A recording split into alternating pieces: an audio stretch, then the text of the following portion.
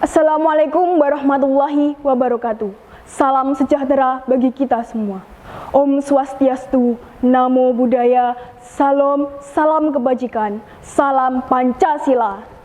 Pada kesempatan ini, saya Indah Septianing Mutia, perwakilan SMKN 1 Udanau, akan menyampaikan pidato dengan judul Peran Generasi Muda Menuju Indonesia Sejahtera. Bulan ini, kita melaksanakan peringatan Hari Pancasila dengan ridho dan nikmat yang telah diberikan, dan dengan keadaan sehat walafiat. Untuk itu, marilah kita bersyukur kepada Tuhan Yang Maha Esa. Para hadirin sekalian, serta generasi muda yang penuh semangat, kita ketahui bahwa tantangan yang kita hadapi tidaklah mudah pada tahun ini, bahkan tahun depan, karena tidak adanya kesadaran dari masyarakat tentang bahayanya COVID-19 dan minimnya literasi di Indonesia. Meski pemerintah sudah memberi kebijakan untuk selalu menerapkan 5M, memakai masker, mencuci tangan pakai sabun dan air mengalir, menjaga jarak, menjauhi kerumunan, serta membatasi mobilitas dan interaksi. Dan disinilah peran generasi muda sangat dibutuhkan untuk menuju Indonesia sejahtera. Namun, generasi muda yang seharusnya bisa memberi pengarahan terhadap masyarakat, mereka justru diam saja. Bahkan pada situasi tersebut, para sebagian pemuda justru memprovokasi orang-orang melalui media sosial. Namun, kita perlu bersyukur bahwa Pancasila tetap menjadi bintang penjuru untuk menggerakkan kita semuanya, menggerakkan persatuan kita dalam mengatasi semua tantangan. Kekurangan dan kelemahan tidak menghalangi kita untuk terus maju. Kekurangan dan kelemahan harus sama-sama kita perbaiki. Kita harus bisa menjadikan momentum peringatan Pancasila ini menjadi momentum perubahan untuk memicu lompatan kemajuan agar kita menjadi bangsa yang kuat dan mandiri, yang berdiri di atas kaki sendiri. Hadirin sekalian, serta para generasi muda, para pejuang Indonesia pun tak luput dari kekurangan dan kelemahan. Tetapi ingatlah mereka menjadikan semua itu sebagai motivasi agar bisa menjadi pribadi yang lebih baik untuk diri sendiri dan untuk negara. Contohnya yaitu Insinyur Soekarno atau biasa yang disebut Bung Karno, proklamator kemerdekaan Indonesia, dan ialah orang yang merumuskan Pancasila pada sidang BPUPKI tanggal 1 Juni 1945 yang sampai sekarang ditetapkan sebagai hari lahir Pancasila. Pada sidang BPUPKI, Insinyur Soekarno mengusulkan 3 rumusan dasar, yaitu 1. Rumusan Pancasila yang berisi ketuhanan yang Maha Esa, nasionalisme, internasionalisme, mufakat, dan kesejahteraan sosial. 2. Rumusan Trisila yang berisi sosio-nasionalisme, sosio-demokratis, serta ketuhanan. Dan yang terakhir, rumusan Ekasila yang mempunyai 1 isi, yaitu gotong royong. Para hadirin sekalian, 5 sila tersebut sangat berpengaruh terhadap kehidupan kita sehari-hari. Contohnya, sila pertama, ketuhanan yang Maha Esa. Seperti setiap warga negara bebas memilih agama sesuai keyakinannya masing-masing.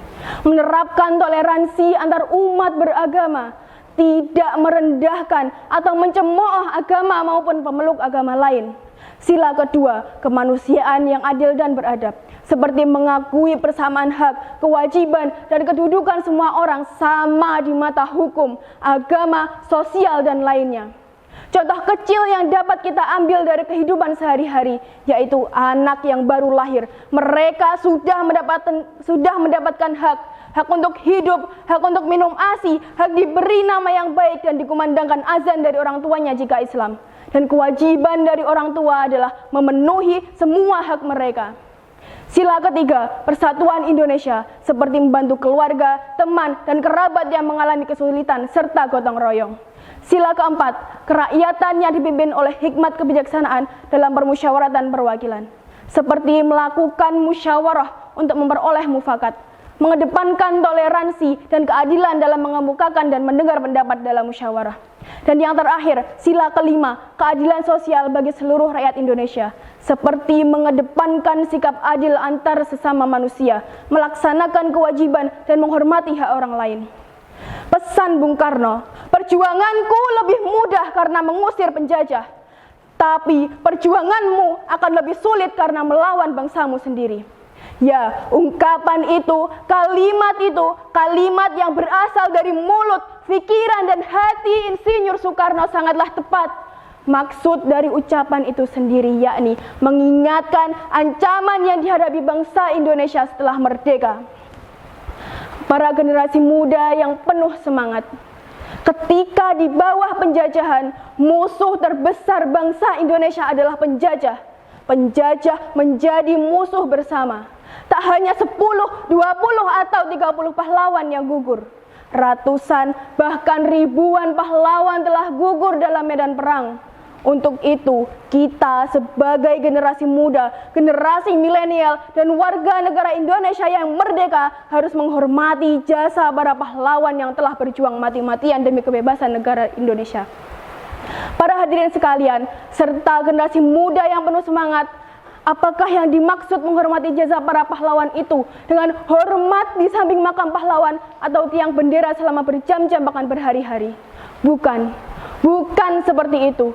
Kita sebagai warga negara Indonesia yang merdeka bisa menghormati para pahlawan dengan memperingati peristiwa-peristiwa penting dalam perjuangan Indonesia, membangun tugu peringatan, monumen, dan yang terpenting yaitu memakamkan pahlawan di tempat yang terhormat, yaitu makam pahlawan, dan senantiasa mendoakannya. Akan tetapi, lebih daripada itu, kita harus mampu mengimplementasikan nilai-nilai luhur Pancasila yang diwariskan para pahlawan itu dalam kehidupan kita sehari-hari dalam rangka menjaga NKRI. Ingatlah, bangsa yang besar adalah bangsa yang menghormati jasa para pahlawannya. Para hadirin sekalian, pengamalan Pancasila juga bisa kita wujudkan dalam pewarisan sikap kepemimpinan kepada generasi muda. Kepemimpinan oleh generasi muda juga harus menjadi perhatian tersendiri. Generasi muda merupakan generasi penerus dan di tangannya harapan akan kemajuan suatu organisasi digantungkan. Menaklukkan ribuan manusia mungkin tidak disebut pemenang, tapi bisa menaklukkan diri sendiri disebut penakluk yang brilian. Para hadirin sekalian, serta para generasi muda yang penuh semangat, dalam jiwa pemimpin harus tertanam 10 karakter luhur sebagai manifestasi dari nilai-nilai Pancasila, yaitu memiliki pendirian teguh, jujur, adil, cerdas, mampu bersikap tenang dalam kondisi apapun, mempunyai komunikasi yang baik, bertanggung jawab, menginspirasi, keyakinan, dan empati. Para hadirin sekalian, sebagai pemuda kita harus memiliki sikap nasionalisme dan patriotisme. Sikap nasionalisme dan patriotisme adalah suatu sikap politik atau pemahaman dari individu, kelompok, dan masyarakat sebagai suatu bangsa yang memiliki keselarasan kebudayaan dan wilayah. Perlu kita ketahui, nasionalisme adalah paham atau ajaran untuk mencintai bangsa dan negara sendiri, sedangkan patriotisme berarti sifat kepahlawanan atau jiwa kepahlawanan. Nasionalisme dan patriotisme pada saat ini tidak lagi harus ikut angkat senjata, tetapi dapat diwujudkan dengan cinta tanah air, rela berkorban demi negara dan bangsa, belajar dengan giat, menghormati jasa para pahlawan, dan mengharumkan nama dengan prestasi yang dalam bidang olahraga, seni, budaya, dan sebagainya. Pada masa pandemi inilah kita sebagai penerus bangsa dituntut untuk mampu mengimplementasikan nilai-nilai luhur Pancasila yang telah diwariskan oleh para pahlawan pendahulu. Agar kita mampu keluar dari masalah pandemi COVID-19 ini secara bersama-sama, kita harus yakin dengan kebersamaan yang kita bangun akan mampu membawa kita kepada kejayaan Indonesia. Sebelum saya akhiri pidato ini, ingatlah kata-kata berikut. Gantungkan cita-citamu setinggi langit, bermimpilah setinggi langit. Jika engkau jatuh, engkau akan jatuh di antara bintang-bintang. Jangan pernah melupakan sejarah, ini akan membuat dan mengubah siapa diri kita. Sekian pidato yang saya sampaikan. Terima kasih atas waktu yang sudah diberikan, dan jika ada kurang lebihnya, saya mohon maaf yang sebesar-besarnya. Wassalamualaikum warahmatullahi wabarakatuh. Om Santi Santi Santi Om. Namo Buddhaya. Salam Pancasila Merdeka.